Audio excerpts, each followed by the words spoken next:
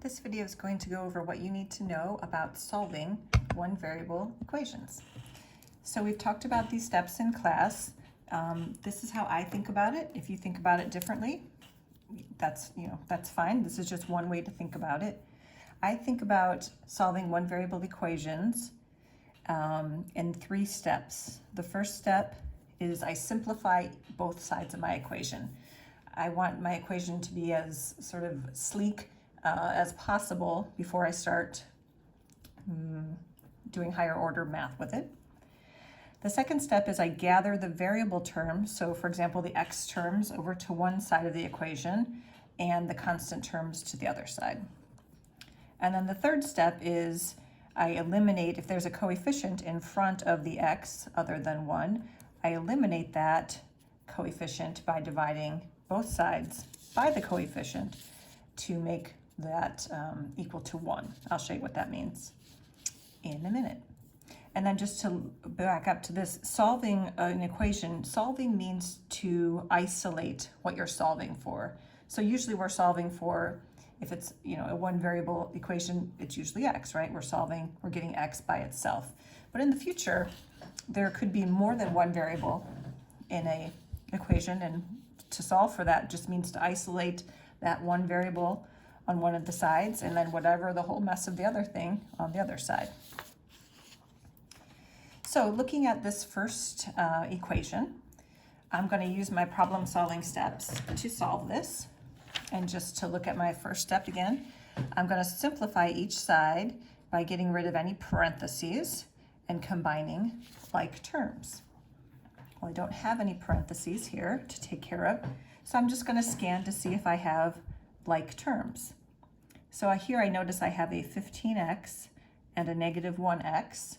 Those are like terms because the variable is the same variable x and it's raised to the same power. In this case, that power is 1. So 15 minus 1x, it would be 14x.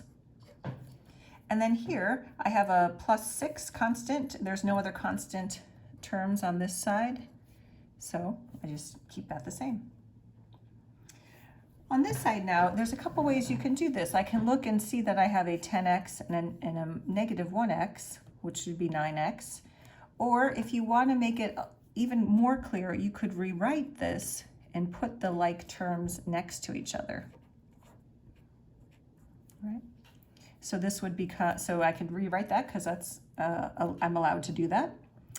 And 10x minus x is 9x. And negative 20, take away 4 more, is negative 24. On this side, just gonna stay the same. So now I'm up to, I've simplified both sides as simple as they can go. I can't combine 14x and 6 any further, or 9x and negative 24 any further.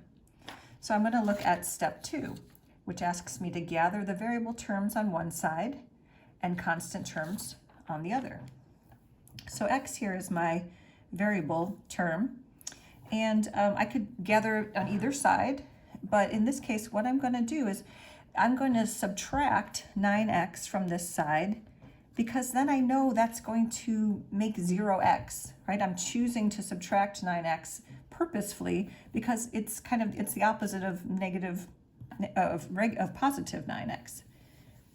So I know these two will make 0, and then on this side I'll just be left with a negative 24. But if I subtract 9x from one side, I have to do it from the other side. And here I'm combining like terms. The 9x obviously goes with the 14x. So 14x minus 9x would be positive 5x. And then I haven't done anything with that 6 yet. Oops, I wrote those on different lines. But you can see that these are equal to each other. So now I have a 5x on this side. That's just kind of bothering me here. I'll just move that down. There we go. Now you can see over here I have a 5x and plus 6, and on this side I'll just be left with negative 24, because that 0, we don't write the 0. But so I've got my x's over here, but I want to gather my constants over on this side. So I'm going to choose to subtract 6 from this side to eliminate the constant term from that side. and then also do it to this side. So this becomes 5x equals negative 30. And now I'm to my last step, which is eliminate the coefficient.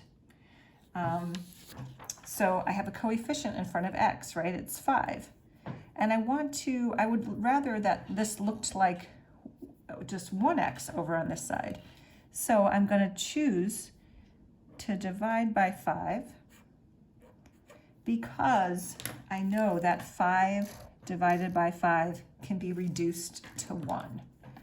So this just becomes 1 times x equals negative 30 divided by 5 is negative 6. And usually we don't write that one, even though it's there. Usually we just do this.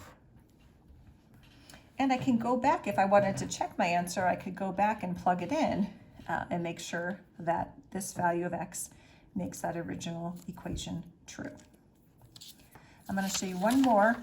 It's a little bit trickier, but let's just go through the steps. Simplify both sides. Well, they're as simple as they can get. I don't have any parentheses or like terms on either side. And I've got an a term on the left side, so I'm going to choose to subtract 6 from both sides to get that a term. Excuse me, to get that a term by itself. So if I subtract 6 from both sides, this becomes 0, and I'll just have a divided by 2 equals 28 minus 6, which is 22. Now here, it's a little bit interesting because, you know, a does have a coefficient. Right now, you could rewrite it like this, like 1/2 times a, if that makes it easier to see. But the principle is the same, which is that I want the coefficient in front of a to be 1. So since I have a 2 on the bottom, now I need a 2 on the top so that I can have 2 divided by 2 equal to 1. And if I multiply it by 2 on the left, I have to multiply it on the right. So this 2 times a over 2 becomes just a, and then this side becomes 44. And again, I can check this by seeing if 44 makes my original equation true. So I can just do it to the side here. 6 plus 44 over 2, does it equal 28? Well, this would be 6 plus 22. Does that equal 28? And yes, it does. So I know that's my correct value for a because it made the equation true.